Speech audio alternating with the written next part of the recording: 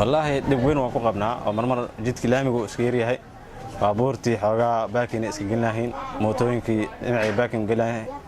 marka nidaamna ma sameysno cariiri waaye way rafaasan tahay markuu ku daa adii naftiga hadda in hada ku aragtaa madoowaadka iyo dhiiqada iyo waxa urka soo kacayo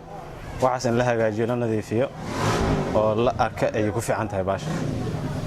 marka baaq aad jeedinaysiin ma jirtaa wallahi baaq waxaan maamulkan u jeedinaa oo waxaan ka codsanaynaa inay arintan ay si fiican u fiiriyaan ay wax ka qabtaano bulshada la tashtaano oo ganacsatada ama udiinka dhamaan la tashtaano oo meeshaas wax laga qabto markasta way soo noqotaa jidkan in la habeeyo way adiga dhakhtar aad ka mid tahay dhaqaatiirtii gobolkan Shabeellaha Dhexe Jowhar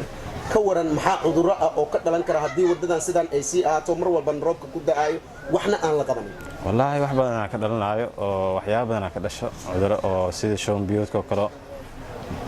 malaria kale waa ka dhalanaysa marka waxaas oo in laga hortago ku fiican tahay